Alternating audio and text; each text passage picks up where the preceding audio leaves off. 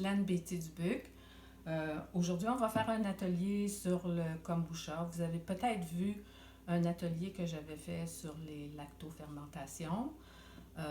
Donc, c'est un autre type de fermentation, le kombucha. Je veux d'abord vous expliquer qu'est-ce qui m'a amené à faire du kombucha.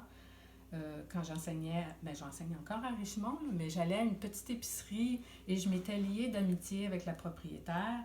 Et comme elle connaissait mon intérêt pour tout ce qui était bio, santé, alimentation naturelle, elle m'a proposé de me donner une mère kombucha. J'avais aucune idée de ce que c'était, comment il fallait faire. Elle m'a donné la recette, puis elle m'a laissé partir avec ça. Et là, j'ai commencé à faire des recherches pour savoir comment le faire exactement. Mais j'ai quand même fait des premières tentatives qui ont fonctionné. Après, j'ai une autre amie qui m'a conseillé d'aller sur le site Ni Cru Ni Cuit, dont j'ai déjà parlé dans l'atelier de lactofermentation. Et Matt-Claude Frédéric parle de tous les types de ferments, que ce soit le levain, le kombucha, le kéfir, en tout cas, allez voir le site, c'est vraiment intéressant. Elle donne une mine d'or d'informations gratuitement. Alors, qu'est-ce qu'une mère kombucha? Une mère kombucha, je vais vous la montrer. Elle est dans sa petite maison actuellement.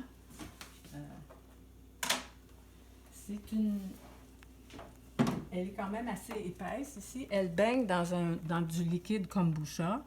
Et c'est un ensemble de levures et de bactéries qui font que c'est plein de micro-organismes qui travaillent ensemble et qui font en sorte qu'avec les autres ingrédients, le thé, le sucre, ça peut être du thé noir, du thé vert ou des tisanes. Moi, j'aime bien faire un mélange de thé noir, thé vert et tisane. Parce que j'ai déjà perdu ma mère kombucha.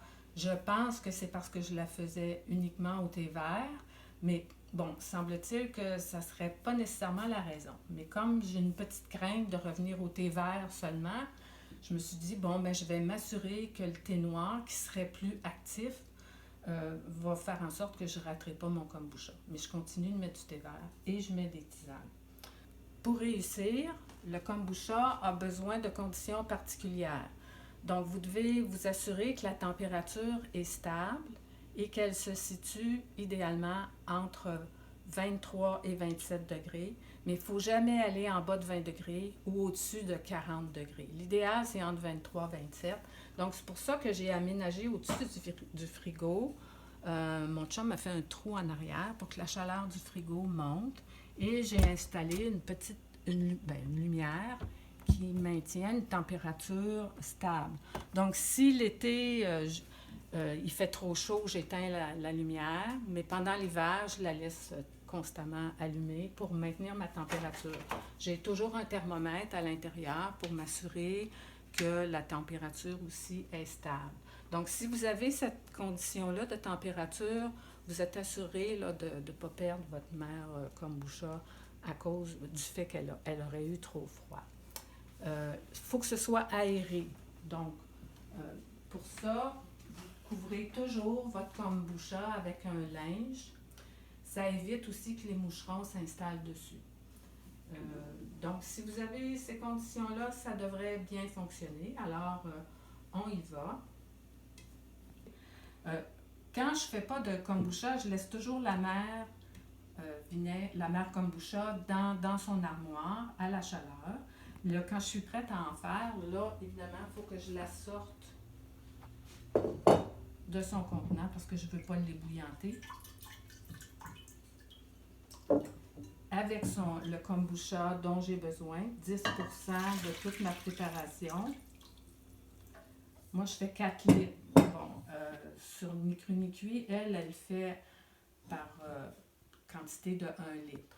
Vous pouvez figurer pour le thé que vous avez besoin de 5 grammes par litre. Donc, comme je fais 4 litres, j'ai besoin en tout de 20 grammes. Mais moi, je suis dans le mélangé.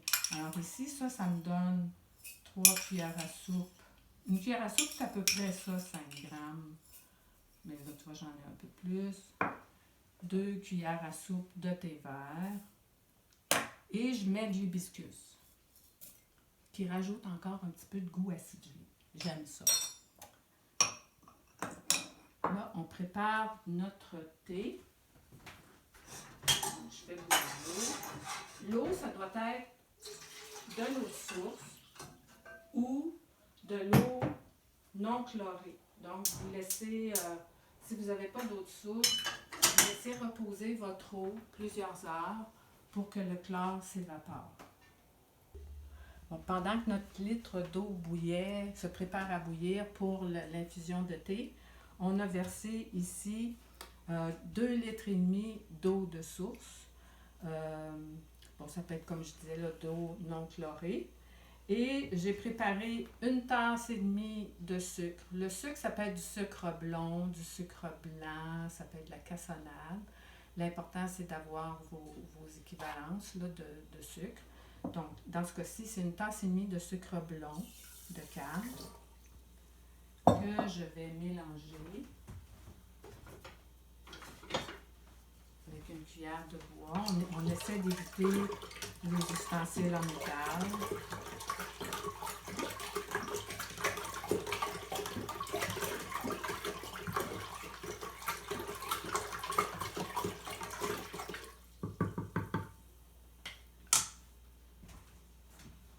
On prépare notre infusion de thé.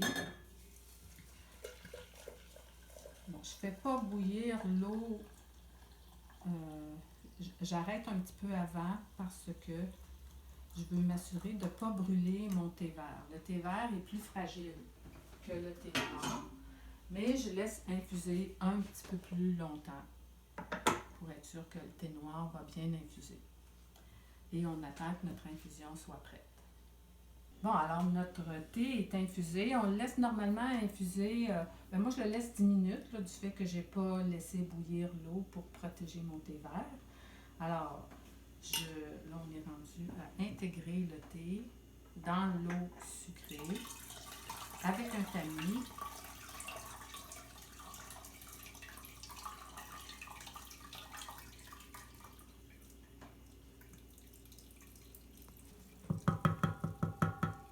Bon, moi je trempe le doigt dedans là, parce que il est tiède, un peu chaud, mais il est parfait pour accueillir la maman. Alors là, je verse mon 500 ml de kombucha et je mets la maman par-dessus. Là, on peut voir, des fois, là, la maman va s'en aller dans le fond, elle va remonter. Elle va toujours finir par remonter et il y a une nouvelle couche qui va se faire, ce qui fait que à chaque fois que vous faites un kombucha, ben, la mer épaissit, elle épaissit. Fait qu'à un moment donné, on peut enlever la mer du dessous parce que c'est elle qui va devenir de moins en moins active pour garder ses filles, dans le fond, les nouvelles mères, celles du dessus, qui, elles, sont toujours plus actives. Là, on recouvre notre kombucha.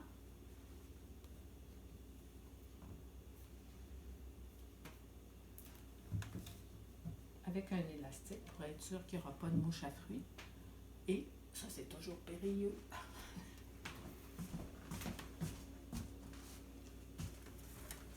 On le remet.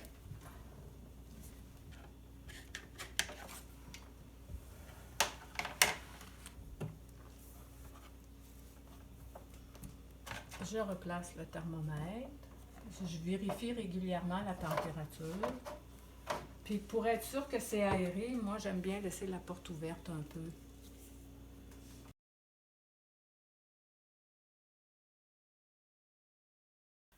Après 6 ou 7 jours de fermentation, là on peut vérifier si le kombucha est prêt à être mis en bouteille. Alors on le sort de sa petite maison.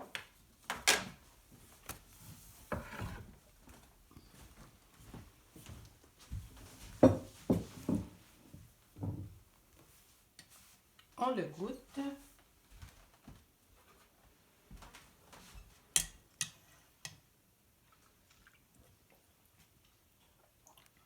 Moi, je le trouve parfait, mais là, encore là, c'est une question de goût. Moins il fermente, plus il va être sucré, plus il fermente, il va s'acidifier.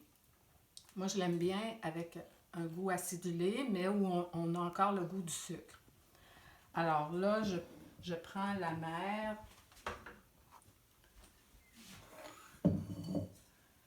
Je la sors du pot. Fais attention parce que c'est très glissant. Là, on peut voir qu'il y a des dépôts de thé. C'est vraiment pas grave. Tout à l'heure, je vais rincer la mer avant de refaire un kombucha. Mais c'est ça, on a juste enlevé les dépôts de thé. C'est normal, c'est tout à fait. Puis on voit la partie lisse sur le dessus et en dessous. Ben là, on voit plus de dépôts de thé puis des filaments. Alors là, on peut le verser. Donc, je prends... Je remplis pas trop. D'ailleurs, vous pouvez voir, là, il y a des résidus de thé ou de mer kombucha là, qui vont dans le tamis.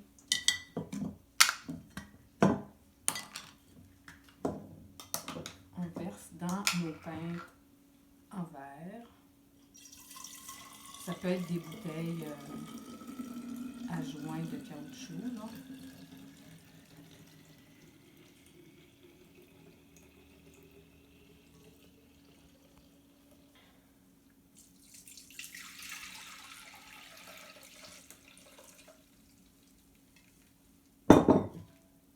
Bon, ici, j'ai un peu plus que 500 ml. Fait que je peux me mettre un petit peu de kombucha plus actif.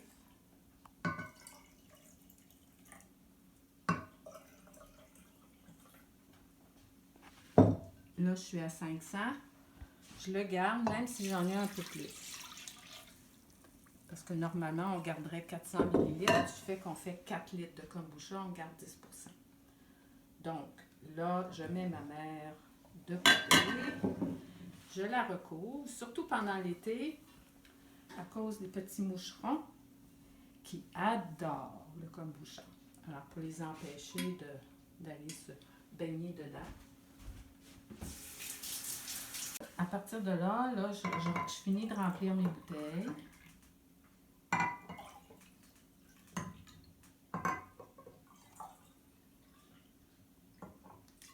On peut commencer la deuxième fermentation. Ça, c'est pour moi.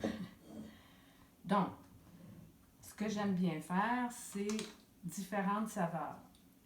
Ici, je vais avoir cannelle. Donc, j'ai juste à... Lui, il est vraiment simple.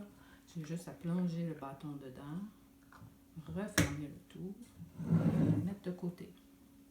Ici, j'ai cardamome. Ça, c'est mon préféré. Alors, lui...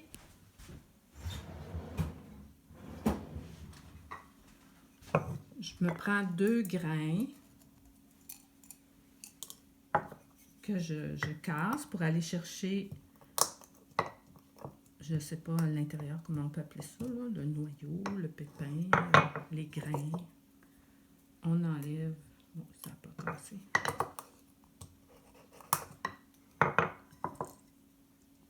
On enlève l'écaille. Oui, il est coriace, lui. Alors là, on découvre les petits grains à l'intérieur que je vais écraser. Oups.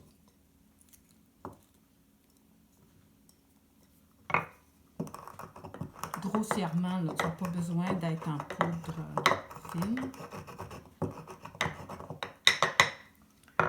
Et que je verse dans ma bouteille.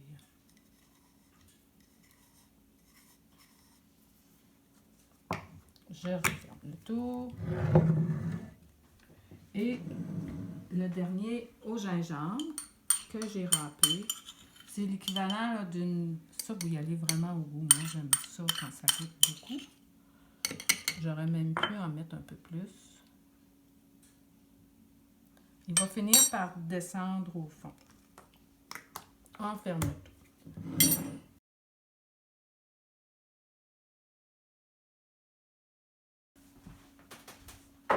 Alors là, on attend, on le laisse sur le comptoir, température pièce. Plus vous le laissez longtemps, 4 jours, il va vraiment devenir pétillant. Moi, je le laisse une journée parce que je tiens pas nécessairement à l'effervescence, quoique c'est agréable quand il y en a, là, mais donc ça dépend de la durée de deuxième fermentation. Après ça, vous le mettez au frigo et vous savourez. Le kombucha aurait, je dis bien aurait, parce qu'il n'y a pas d'études qui démontrent ses vertus. Mais par contre, comme ce sont des micro-organismes, des levures, des bactéries, c'est pas mal certain que ça a un effet bénéfique sur le corps. Donc, ça aurait comme propriété de réduire la tension artérielle, de renforcer le système immunitaire, de détruire les bactéries nuisibles, donc d'améliorer la microbiote. Et il y en a un autre que j'ai oublié, de prévenir les troubles digestifs. Là, l'atelier est terminé, donc si vous voulez démarrer votre kombucha, c'est toujours possible pour vous d'acheter un kombucha du commerce, mais vous assurez qu'il n'a pas été pasteurisé. Et vous pouvez le faire vous-même. Ou si vous connaissez quelqu'un qui en fait, la personne va pouvoir vous donner ce qu'il faut pour démarrer, c'est-à-dire une partie de la mère kombucha et du kombucha parce que vous avez besoin de votre quantité de 10% pour faire votre kombucha. Alors, ça me fait plaisir de vous transmettre ma passion et on aura peut-être la possibilité de se revoir pour un autre atelier. Alors, bonne chance!